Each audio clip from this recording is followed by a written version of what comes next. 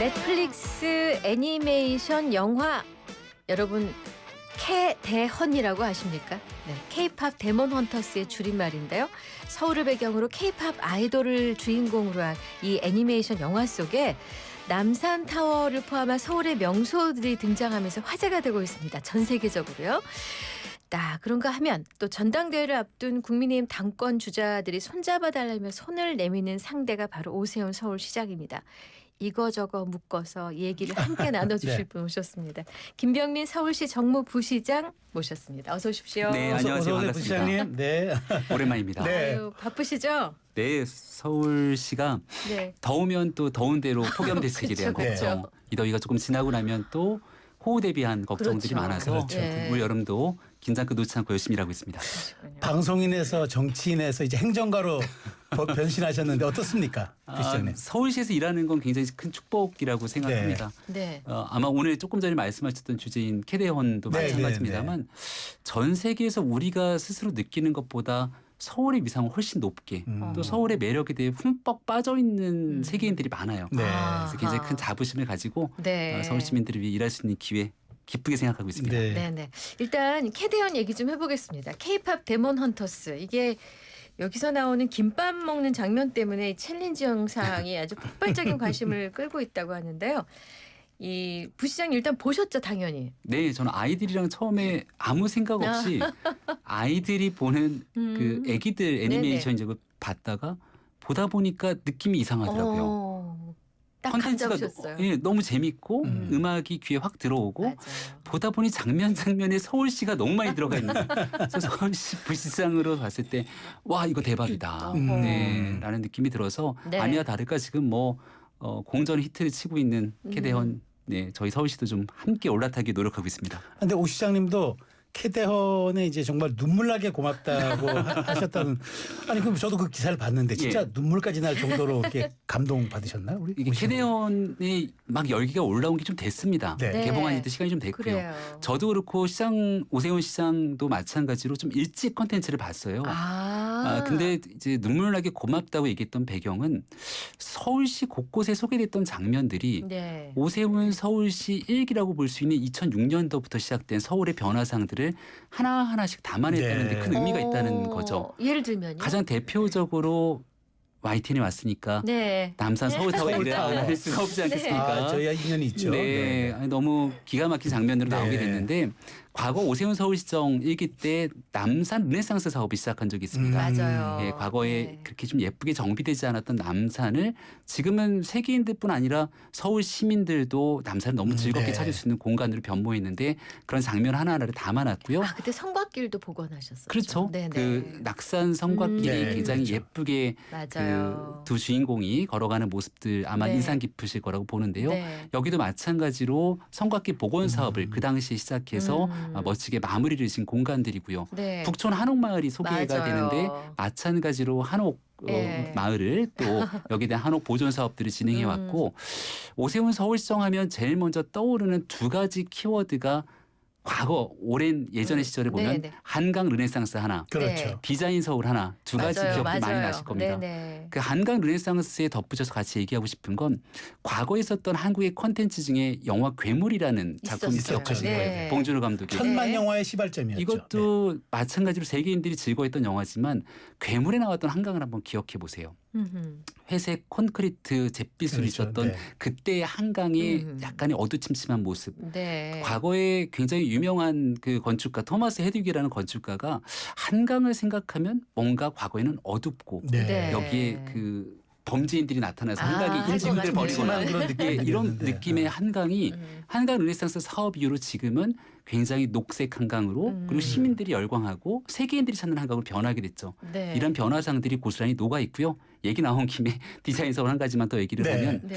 그 소다팝 네, 맞아요. 중간에 나왔던 예, 예. 사자보이즈의 예, 예. 그 공연 내용들이 나왔던 곳이 이 명동의 일대 거리 모습인데요. 맞아요. 옛날에 명동하면 노점상이 지배해 그렇죠. 있고 여기에 세계인들이 왔을 때 막 뭔가 감동을 받는 공간들은 아니었거든요. 네. 여기도 이제 노점상에 대한 일대 정비, 이 디자인 서울을 통한 일대적인 서울의 변화상들이 과거의 2000년대 초반 그리고 지금 현재를 살아가는 서울의 확실한 변화들을 가져왔다는 점에서 의미가 있다고 아니 말씀드립니다. 혹시 오세훈 시장님이 이거 이 네. 캐대헌 만들 적에 혹시 제작에 참여하셨어요? 사전 자문. 그러니까 그래서 우리 마음을 어떻게 이렇게 잘 알아줄지 싶을 정도로 컨텐츠가 구현이 돼서 눈물나게 고맙다라는 그래서. 얘기를 진짜 한 적이 진짜 있습니다. 눈물나게 고마울 만도 예. 하시네요. 사전에 전혀 조율된 바가 없어요. 근데 그 애니메이션 감독이 그 매기 강 그죠? 예. 한국의 캐나다인으로 알려졌어요. 이 사전에 서울에 이런 전경을 담을 거다. 서울시에 좀 조력을 구한 적이 있나요? 예, 여기에 대한 그 저희의 조언 아니면 협조를 구한 적은 없습니다. 아, 그냥 예. 순수한 애국심이구나. 그럼에도 불구하고 저도 이 컨텐츠가 제작된 배경들 또 얼만큼 한국적 정서를 잘 담아내기 노력했는지 도시의 배경들을 봤을 때도 뉴욕이나 일본 도쿄와 같은 도시와 달리 서울을 담아낼 때는 여기에 높은 고층 빌딩만 있는 것이 아니라 네. 저층 가옥과 어우러짐 또 중간중간에 있는 녹색의 산에 관한 요소 그렇죠. 이런 배경들을 하나하나 녹여냈더라고요. 음. 그래서 그리고 깨알 그 우리 대한민국 국민들만 알 수 있을 만한 것들이 많이 있는데 네. 식당에서 이렇게 그 수저에 휴지를 깔아놓는 냅킨을 깔아놓는 디테일, 야. 이런 디테일이 살아 있어서 그렇구나. 그거 사실 모든 네. 명품은 디테일에서 갈린다고 하는데. 야. 그래서 진짜. 외국인 친구들이 오거나 했을 때 야 너 캐대헌 봤어? 라고 어. 하면서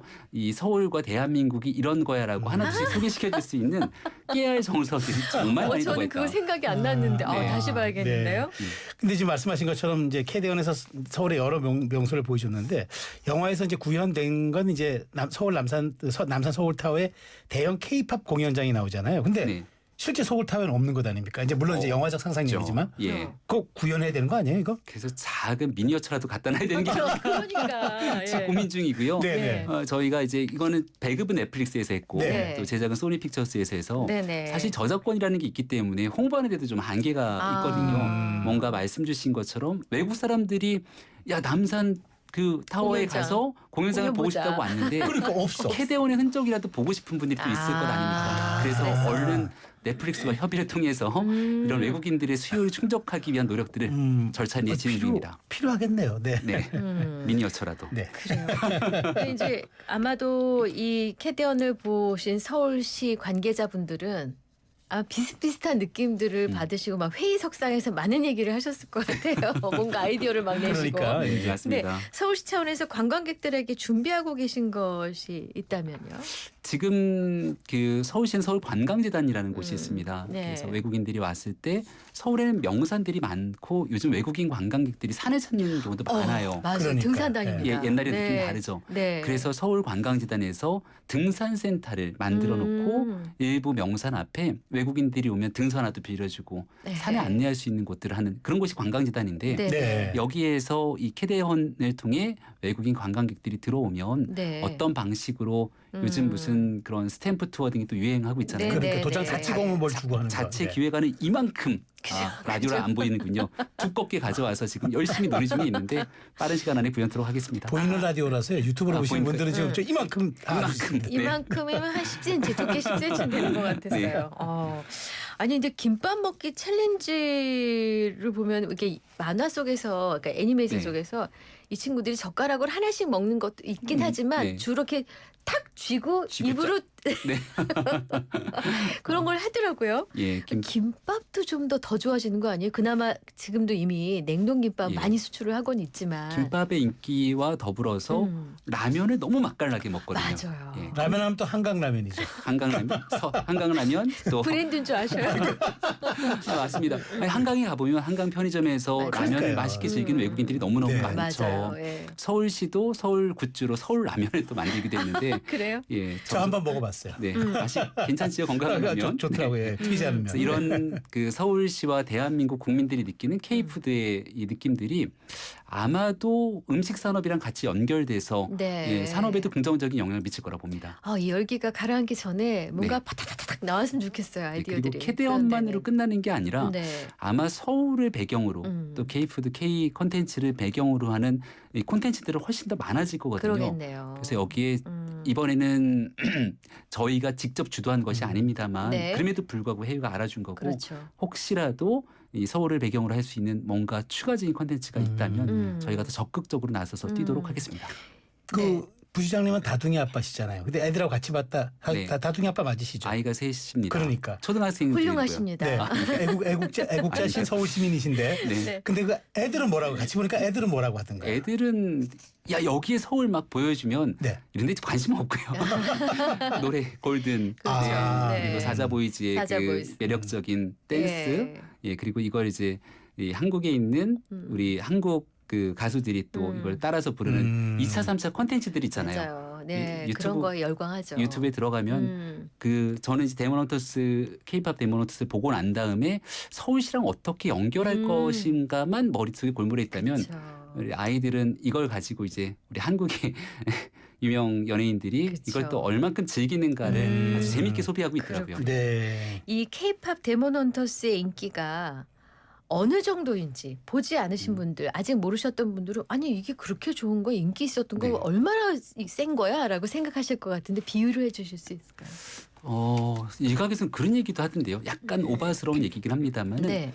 올림픽 이상으로 서울과 대한민국을 알리는 효과를 갖고 있다. 어허. 그러니까 전 세계 88 올림픽 때 네, 전 세계에 있는 특히 젊은 층들이 관심을 갖고 네. 이 콘텐츠를 보잖아요.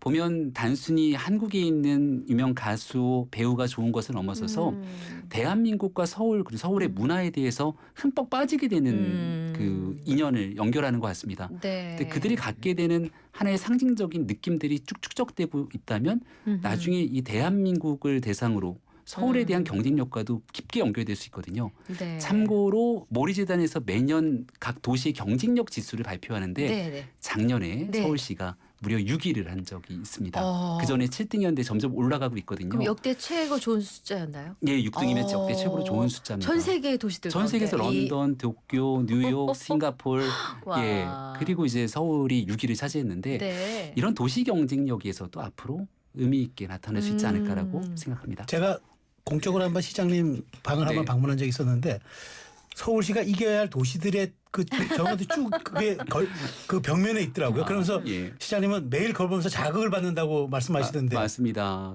교통, 문화, 네. 인프라 이 모든 것들이 연결돼 있는데 네. 여기 이제 문화와 연결될 수 있는 많은 요소들에서 또 한 번 점프업할 수 있는 기회가 된 거지 않습니까? 그렇군요. 내년에 또 서울시장 방에 있는 그 그림들이 바뀌는 날이 오도록 열심히 네네. 하겠습니다. 네. 네, 그 애니메이션 속에서 그 사자가 등장하잖아요. 예. 혜태 닮은 사자. 호랑이. 호랑이입니까? 호랑이. 아, 호랑이. 사자는 같은 사자 보이 호랑이. 쓰고. 네.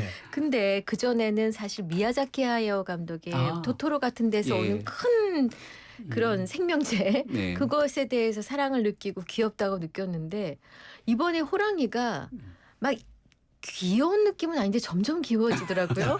그래서 네. 저 인형 있으면 갖고 싶다 이런 생각을 하게 되더라고요. 굿즈도 네. 그러니까 그러니까. 넷플릭스가 만들어요. 이 굿즈에 대한 그 아까 말한 저작권 등이 있을 거라 그걸 그대로 사용하기는 좀 어려움이 그러니까 있겠습니다만 넷플릭스가 있으니까. 서울시는 이미 해치라고 하는 예쁜 캐릭터를 맞아요. 바탕으로 있죠. 예. 서울에 있는 시민들뿐 아니라 해외에서 오신 분들도 그 굿즈를 굉장히 좋아해요. 네. 그래서 여기에 한국적 콘텐츠가 같이 결합된 것이기 때문에 갓쓴 해치를 만들어야 되나? 아 그거 괜찮다. 그러네요. 예, 조금 더 같이 고민도 해보고. 아, 여름에 네네. 필요해. 갔으면 얼굴도 보호되고. 네, 그러니까 아. 우리 콘텐츠가 전 세계에 통용될 수 있다는 걸 보여준 사례이기 때문에 예. 더 적극적으로 일하도록 하겠습니다. 아, 이 제작자가 너무 고마운 게 그냥 라이언 보이스라고 안 하고 사자 보이스라고 해서 이제 전 세계가 사자가 무슨 뜻인지 알 것 같아요. 중간중간에 한국말들이 툭툭 튀어나오고 맞아요. 예. 한약방이 중간에 나오기도 맞아요. 하고 맞아. 굉장히 재밌는 건 이 정거장이 있는데 정거장이 여기 이렇게 있어요. 그럼 옆에 뒤에가 이렇게 나오지 않습니까? 네네. 뭐 상암역이면 전후로 네. 네. 여기 정거장이 있으면 이번 역 다음 역 이렇게 써 있어요. 아 예. 깨알 디테일을 보면. 아, 그러네. 그러니까 한국 맞네. 사람들이 보면서 한국어를 공부할 수 아. 있고 한국 문화를 또 경험할 수 있게 만들어준 컨텐츠이기도 하죠. 한 네. 1박 2일 얘기 드리고 싶지만 네. 이제 화제를 조금 더 여기까지. 넘어가 보겠습니다. 네, 네, 네. 네. 자, 오세훈 서울시장이 이제 지난 24일 이제 그 주택 공급 촉진 방안을 사실 발표했습니다. 근데 이제 정부가 이제 627 대출 규제로 급등하는 서울 집값을 일단 조여두긴 했는데 결국 집값 폭등을 받는 이제 우리 장기적인 근본 대책은 결국 공급이 네. 수요를 좀 잡아줘야 되잖아요. 맞습니다. 그러면 이제 공급은 그러면 이제 그 실질적으로 서울시가 자발적, 주체적, 독립적으로 할 수 있는 방안들 뭐가 있습니까? 너무너무 많죠. 서울의 주택 공급의 핵심은 재건축 재개발이지 않습니까? 네네. 네. 그 누구나 쾌적한 주거 환경에 살고 싶은 욕구들은 다 네. 정해져 있겠죠. 그러니까 신규 주택을 빠르게 공급해서 집을 갖지 못한 사람들은 조금 더 저렴한 값에 분양을 받을 수 있다는 네네. 희망이 있어야 되고 저도 30년 넘은 아파트에 살고 있습니다만 네. 아침마다 주차 지옥이거든요. 아. 예, 맞아요. 그리고 오래된 아파트의 녹물 문제 그리고 요즘같이 더울 때면 계속 안내 방송이 나옵니다. 아. 전기 쓰지 마세요. 아. 곧 다운됩니다. 어. 그러니까 이런 분들 입장에서는 속히 재건축을 하고 싶은 그쵸. 다 그런 욕망들이 있지 않겠습니까? 음. 그래서 이런 일들을 빠르게 정비를 해줬어야 되는데 애석하게도 지난 오랜 기간 동안 그 전임시장 시절에 재건축 재개발에 대한 규제가 좀 워낙 강했었고 그렇죠. 네. 이게 한두 해면 모르겠는데 긴 음. 세월이 누적되다 보니까 주택 공급이 쉽게 따라오지 못했습니다. 그리고 오세훈 서울시장이 2022년 4.7 보궐선거로 다시 취임하고 난 네네. 다음에는 신속 통합 계획이라고 하는 재건축 재개발 촉진 정책들을 만들었고요. 그리고 재개발이 조금 어려운 빌라 중심의 공간에는 여러 공간들을 모아서 그 미니 재개발할 수 있는 모아타운 사업을 시행하기도 했고요. 네. 근데 그렇게 규제들을 다 풀어놓고 속도감 있게 진행을 했음에도 불구하고 물가가 급속도로 올라가고 인건비가 상승하면서 과거에는 뭐 평당 700 정도로 가능했던 그 공사가 있다면 이게 평당 단가가 점점점 올라가니까 맞아요. 야 이거 사업성이 안 나와서 재건축 재개발이 안 되겠는데 하는 경우들이 나타나거든요. 그러니 입지가 좋은 곳들 중심으로만 공급이 되니까 입지가 조금 떨어지더라도 용적률 인센티브를 주면서 사업할 수 있게 만들어주자. 이게 사업성 보정 개수 그리고 현황 용적률 인정 등에 대한 제도들을 다 만들어놨습니다. 네. 근데 왜 눈에 보이게 지금 당장 안 올라가지? 그러니까요. 이렇게 얘기하시는 분들도 계실 건데요. 원래 재건축 재개발과 주택 공급이라는 게 사업 시행 인가를 받기까지 긴 시간이 그럼요, 소요됩니다. 그럼요. 그 네. 18년 정도의 평균 시간이 걸렸다고 하면 이게 듣기만 해도 정말 충격적이잖아요. 그런데요? 이걸 아주 더 빠른 시간 안에 단축해서 13년 가량으로 단축하겠다 선언하고 있고요. 그래서 할 수 있는 모든 역량을 동원해서 지금 주택 공급을 위한 속도를 가하고 있다는 점을 말씀드립니다. 그럼 그 13년의 종착지가 몇 년이에요? 그래서 저희는 지금 현재 이미 진행되고 있는 많은 단지들이 있거든요. 네. 그래서 이게 말씀드린 것처럼 2021년도에 4.7 보궐선거로 들어와서 그때부터 네. 시작을 했기 그렇죠. 때문에 네. 지금이 2025년 한 4년 정도 지나지 아, 이제 않았습니까? 9년 정도 남았다고. 이제 속도감 있게 정비구역도 지정되고 막 속도가 나가고 있는데 아마 2028년 정도부터는 이제 주택 그때부터 시작됐던 일들이 하나둘씩 분양도 하고 공급되는 속도가 막 나오기 시작할 거고 한번 그때부터 시작이 되면 이제 한 해 두 해로 그치는 게 아니라 한 10년을 쌓아놓은 게 계속 이어지게 되는 거죠. 네. 아니 근데 일단 뭐 부지는 거의 없다고 알고 있거든요. 뭔가 새로 할 만한 부지는. 공공 택지 그렇죠. 예, 예. 이런 부분들은 예. 많지 않죠. 예.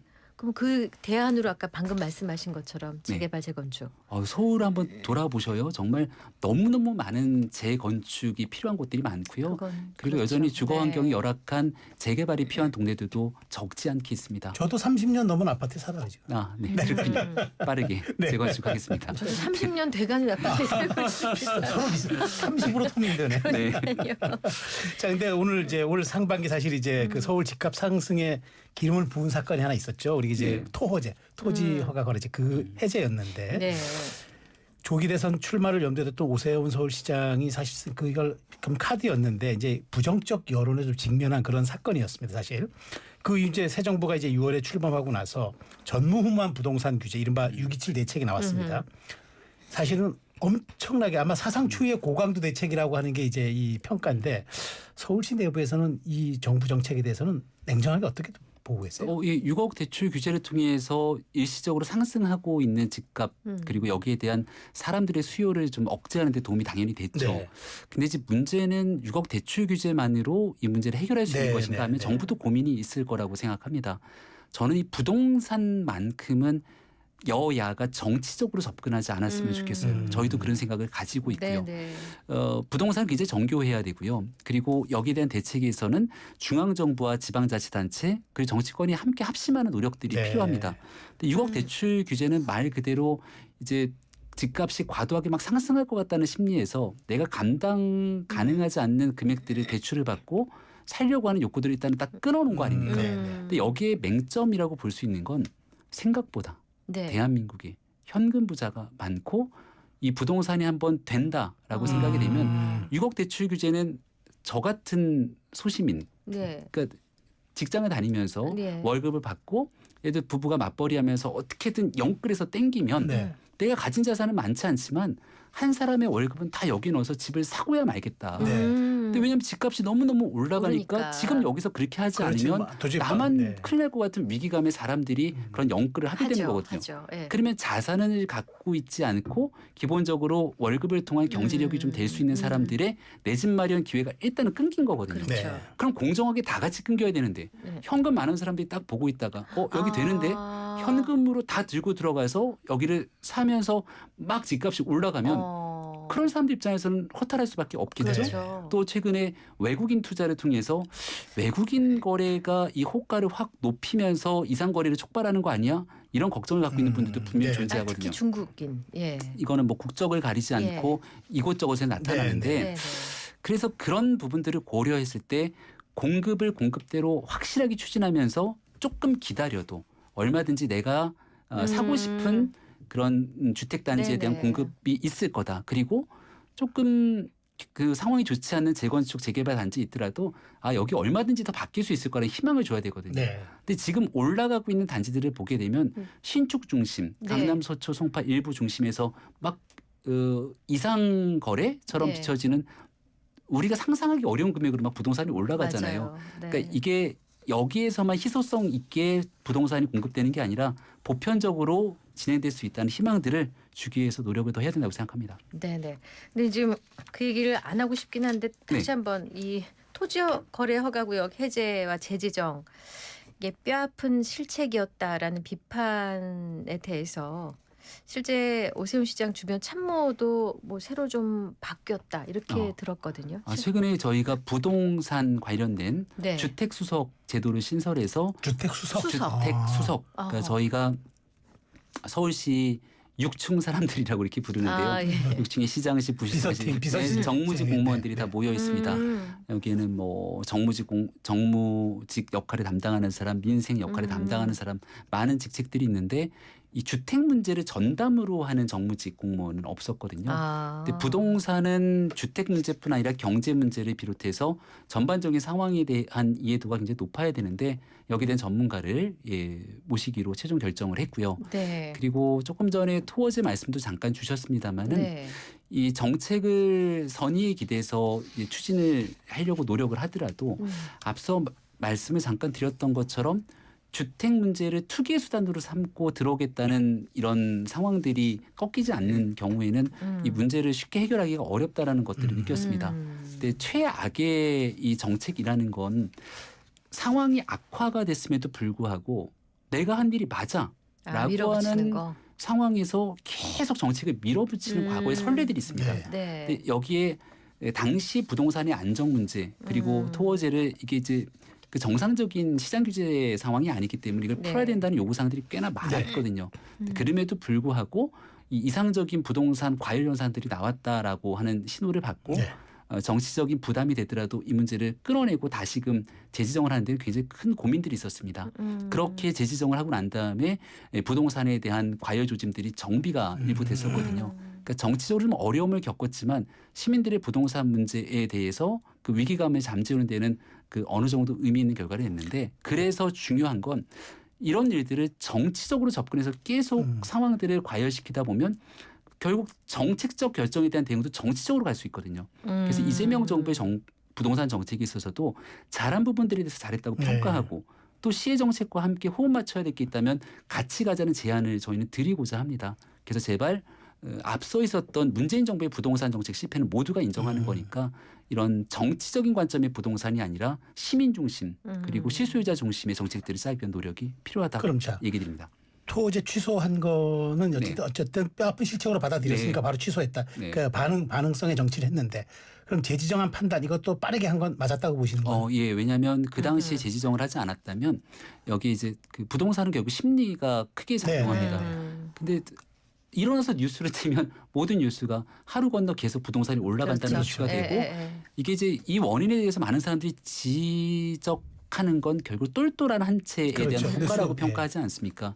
서울에 있는 자본들이 모여서 실소유자가 이 부동산에 대한 거래를 하게 된다면 이 토어제 문제가 갖고 있는 부작용도 있습니다만 전국, 외국 뭐 등지에서 이 부동산이 과열되면서 이게 그 본인 자본에 대한 이득이 된다고 생각하는 투기성 자본들이 들어오게 된다면 여기에 대한 부분을 막아야겠죠. 알겠습니다. 네네. 부장님 시간이 많지 않으니까 답변은 짧게 예. 가겠습니다. 자, 오 시장님이 3선 도전에 관심이 많습니다. 도합 5선이 되시는 분인데 지금도 사상 최초 4선 광역단체장이라는 타이틀을 갖고 계시거든요. 중간에 이제 쉬셨기 때문에 왜 오세훈 시장님이 5선 시장이 돼야 합니까? 어필을 부탁드립니다. 아 근데 아직 시장께서 네. 나 5선 도전이다 이렇게 명시적인 은 하지 않으셨죠? 아직은. 네. 되게 약간 좀 정치적인 얘기이기 네. 때문에 제가 좀 앞서서 얘기 드리기는 어려움이 있다는 점들을 말씀드리고요. 근데 서울시 행정이라고 하는 게 단기적인 2, 3년 안에 성과를 낼 수 있는 건 많지가 네. 않습니다. 지금 와서 보면 앞서 캐대원에서 나왔던 많은 성과들이요. 그 지금 몇 년에 나왔던 얘기가 아니라 2006년부터 11년까지 있었던 오세훈 서울시장 1기, 2기 때의 성과가 한 10년 지나고 나서 빛을 발하는 경우가 있습니다. 과거를 한번 회상해 보셔요. DDP 동대문 디자인 프라자를 만든다고 맞아요. 했을 때 네. 얼마나 비난이 심했던지 네. 한강에서 지금 정말 즐겁게 즐기고 있는 세비섬 그 당시에 말도 못했던 그 악평들이 있기도 했고요. 네. 디자인 서울을 처음 한다 그랬을 때 무슨 한가하게 디자인 서울이냐. 근데 지금 와서 보면 그때 했던 정책들이 있기 때문에 지금 서울시를 이 살릴 수 있는 미래 먹거리가 있는 겁니다. 그 현재 서울시가 진행하고 있는 재건축 재개발뿐 아니라 한강버스 이제 9월에 곧 네. 출항을 하게 되고요. 그 남산에 대한 문제부터 맞아요. 이곳저곳에 뿌려놓은 씨앗들이 너무너무 많은데 결실을 위해서라도 5선 가야 한다. 예, 남은 1년 동안 하기에는 아직 해야 될 일이 좀 많은 것 같은데요. 알겠습니다. 자, 이제 정치적인 얘기 한번 좀 더 해볼게요. 국민의힘 이제 당대표 후보에 도전 중인 김문수 후보가 지방선거에서 내년 지방선거에서 서울시장만은 국힘이 사수해야 한다고 이런 발언했지만 현재 정치적 상황, 뭐 탄핵, 조기 대선, 패배 등등 보면은 국민의힘 상황이 좋지 않습니다. 지금 현재는 서울, 인천 광역단체 두 곳을 점하고 있는데 이렇게 되면은 이른바 영남 자민련으로 쪼그라들면은 수도권 쉽지 않다. 냉정하게 지금 많은 분들이 지적하는데 이런 상황 오 시장님도 사실 5선 도전에 여러 가지 고려 사항이 되는 건 맞죠? 정치적으로 국민의힘이라고 하는 정당이 매우 어려운 거는 객관적인 데이터가 증명하고 네. 있죠. 그리고 이제 그 과거에 있었던 탄핵에 대한 경험을 네. 보면 탄핵 이후로 내적 갈등과 분열들이 심해지고 네. 이거를 통합해야 되는 시대적 과제 그리고 국민적 눈높이에 맞는 혁신이라고 하는 네. 이 두 마리 토끼를 다 잡아내야 되기 때문에 정치적으로 굉장히 고난이도에 맞춰져 있는 상황일 겁니다. 네. 현재 국민의힘이 그렇다고 보고요. 근데 더 중요하다고 보는 건 정치에서 한 1년 넘게 빠져서 서울 행정이 있고 네. 시민들과 함께 호흡하다 보니까 우리가 이렇게 뉴스에서 보는 수많은 정치 뉴스가 잘 안 들어와요. 그리고 지금 이렇게 덥고 폭염해서 힘들어하고 맞아요. 민생 문제에 고민하고 있는 시민들 입장에서는 정치권의 이런 정쟁적 모습보다는 정말 시민 눈높이에 맞는 시민의 삶에 네. 감동을 주고 그 삶에 영향을 주는 정치를 해야 되는데 그런 부분들에 대한 변화를 가져갈 수 있지 않을까. 예. 그리고 대한민국 정치가 저도 과거의 경험들을 보면 굉장히 다이나믹합니다. 변할 것이다. 한 달, 두 달 사이에 저희 확 한번 변해요? 기억 네. 제가 서울시 작년 7월 1일이라서 한 1년 정도가 지났는데요. 네. 그때의 지난 1년을 회상해 보면 아무도 지난 7월에 올해 7월에 이런 상황이 올 거라고 상상했던 사람이 단 한 아무도 명이라도 없죠. 있겠습니까? 네, 네. 네. 자, 정치 현안입니다. 국민의힘 전당대회 당권 도전하는 안철수 의원하고 오세훈 시장이 최근 회동을 하셨네요. 그 자리에 동행하셨다고 들었는데 어떤 이야기 나누셨는지. 네, 이제 전당대회에 나가는 정치인들이 오면 항시 같이 안내하고 동행도 합니다. 지금 현재 국민의힘의 상황에서는 크게 이렇게 두 부류로 나누지 네. 않겠습니까? 네. 당을 좀 바꾸고 변화해야 된다는 사람, 좀 안정적으로 가야 된다고 하는 경우일 텐데 그 안철수 의원의 경우에는 과거에 있었던 계엄부터 탄핵에 이르기까지 좀 일관된 목소리를 내왔죠. 그리고 경기도에서 지금 정치를 하고 있는 인사이기 때문에 네. 서울시장으로서 오세훈 서울시장과 수도권에 관련된 위기 상황에 관한 이야기들을 좀 많이 잘 나눴습니다. 통하셨겠네요. 그때 나왔던 얘기 중에 제일 기억나는 건 보수 정치가 그 정통적인 영남 지방을 중심으로 하는 정통 보수와 네. 그 자유시장 경제를 중심으로 하는 수도권 보수가 함께 집권 연대를 결성해 온 역사를 갖고 있는데 한 축이 무너져 내렸다. 네. 맞아요. 수도권에 집중해야 된다라고 하는 얘기를 좀 많이 나눴고요. 전당대회는 이제 정치권에서 하는 일이기 때문에 중요한 건 수도권 시민들께 사랑받는 정당으로 거듭나기 위한 무한 노력이 필요하다. 네. 이런 얘기들은 얼마든지 할 수 있겠죠. 네, 무한 노력해야 되는데 지난번 오 시장께서 이런 말씀하셨습니다. 대선 패배 책임자 물러나야 하고 과감한 파괴 필요하다. 이런 말씀하셨는데 대선 패배 책임자 사실 그러면은 이제 그때 과거 얘기하는 흔히 구주류 인사들을 지칭하는 건가요? 사람을 갖고 지칭해서 뭔가 이제 문제를 풀어내려고 하면 극한 갈등에 돌입될 수밖에 없겠죠. 네. 제가 앞서 얘기 드렸던 통합과 혁신의 두 축을 함께 가져갈 때 이 위기 상황들을 벗어날 수 있을 거라고 얘기를 드렸는데요. 네. 국민들께서 보시기에 그리고 정치권에서도 모두가 다 같이 공감하는 건 계엄은 잘못됐다. 네, 네. 이 명제를 부정하는 분들은 별로 없을 것 같은데요. 근데 계엄은 잘못됐다. 그럼 그 잘못된 계엄과 완전히 단절하고 새롭게 나아가기 위한 노력이 필요할 텐데 이런 일들에 대한 그 국민의힘의 변화와 혁신의 노력들이 국민들께는 잘 보이지 않는 것 같습니다. 그러면 어떤 방식으로 갈 때 국민들께서 아 그래도 국민의힘이 좀 변하는구나라는 걸 느낄 수 있을 텐데 거기에 대한 보편적인 조언을 한 거라고 생각합니다. 그렇게 생각하시는군요. 네. 그 오 시장님이 대선 직후였던 것 같은데요. 당내 김용태, 김재섭 의원 그리고 이준석 개혁신당 대표 등하고 또 이제 회동을 했었습니다. 이 국민의힘 쇄신 방법 중 하나로 개혁신당과 합당도 방법론 중에 하나다.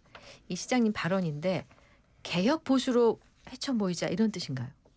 아, 네, 신박한 해석인데요. 아, 예. 물론 같이 결을 함께 같은 지향점과 비전을 갖고 있는 사람들이 모여서 정치 활동하는 건 자연스러운 일인데요. 그 누군가를 배척하면서 이렇게만 모여하면 또 정치가 굉장히 편협해질 수 있는 거겠죠. 네. 그 밖에 있는 이준석 개헌신당 대표와 국민의힘의 정치적인 교감, 접점을 갖고 있는 정치인들이 그렇게 많지는 않을 네. 건데 오세훈 서울시장과는 특히 굉장히 깊은 인간관계를 갖고 있고 또 김용태, 김재섭 젊은 정치인들과 함께 새로운 정치를 좀 그려보자라고 하는 교집합들이 있는 것 같습니다. 근데 풀어내기가 워낙 어려운 숙제라 한 번에 모든 걸 다 할 수는 없겠지만 그렇게 자꾸 만나서 이야기를 하다 보면 새로운 변화에 대한 교집합을 만들어낼 수 있지 않을까 싶습니다. 알겠습니다. 자, 요게 이제 끝으로 하는 이슈입니다. 이제 새 정부 이제 민생 회복 소비 쿠폰 관련한 뉴스가 이제 이어지고 있는데 15만 원 받고 세금을 더 얼마나 내야 할지 이런 말씀하는 이제 유권자들도 많습니다. 네. 당장은 뭐 먹기엔 달아도 오 시장께서도 이제 소비 쿠폰은 하책 중에 하지 하책이다. 그러니까 정말 하책이라는 말씀하셨는데 대다수 국민들이 반기는 소비 쿠폰이 왜 하책 중에서도 가장 하책인지 한번 설명 좀 해주세요. 이 경기를 활성화시키고 또 어려운 분들에게 실질적으로 소비할 수 있는 쿠폰을 주는 것 의미가 있다고 볼 수 네, 있는데요. 그런데 빚내서 이걸 한다는 게 문제겠죠. 국채 발행이다 문제는. 그 중앙정부의 빚만 내는 게 아니라 네. 서울시를 비롯한 이 지방자치단체는 우리의 의지와 관계가 없잖아요. 근데 우리한테 자 너희도 부담 빚내. 이미 상반기 경제가 어렵기 때문에 추경을 다 끝냈습니다. 네. 예측되지 않는 상황에서 서울시만 해도 수천억의 이 빚 부채를 지방채를 발행해야 돼요. 구별로 좀 다르게 냈죠. 그 서울시는 광역자치단체니까 이 지방채 발행이 되는데 네. 이걸 서울시만 내는 게 아니라 서울에 있는 25개 자치구도 자치구가. 내는 네.